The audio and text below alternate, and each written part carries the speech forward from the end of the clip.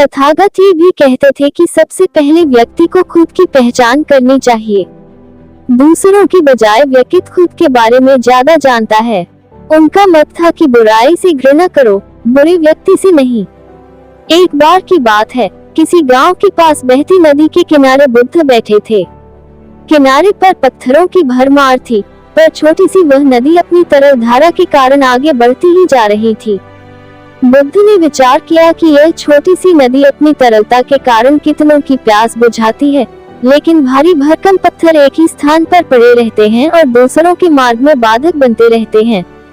इस घटना की सीख यह है कि दूसरों के रास्ते में रोड़े अटकाने वाले खुद कभी आगे नहीं बढ़ पाते, परंतु जो दूसरों को सद्भाव और स्नेह देता है वह स्वयं भी आगे बढ़ जाता है। बुद्ध ऐसे ही विचारों में मगन थे कि तभी उन्होंने ग्रामीणों की एक भीड़ को अपनी ओर आते देखा। बड़ा शोर था और लोग किसी युवती के प्रति अपशब्द बोल रहे थे।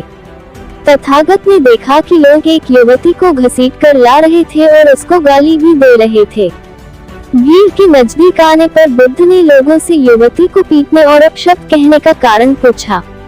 लोगों ने कहा कि यह स्त्री व्यभिचारी है और हमारे समाज का नियम है कि यदि व्यभिचारी स्त्री पकड़ी जाए तो उसे पत्थरों से कुचलकर मार डालना चाहिए।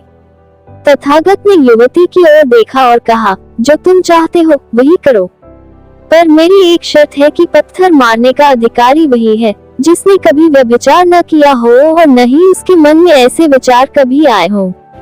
इतना कहकर तथागत शांत हो गए। चारों ओर मौन था। कुछ समय बाद लोगों की भीड़ मन में पश्चाताप का भाव लिए हुई वहां से विदा हो गई।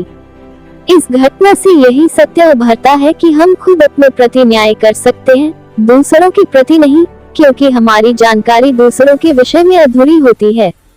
यदि हम किसी के प्रति न्याय करना चाहते हैं तो उसे ऐसा प्यार और स्नेह मिलना चाहिए कि खुद ही अपने दोषों को स्वीकार कर ले और उन्हें पुनः न दोहराने का व्रत ले।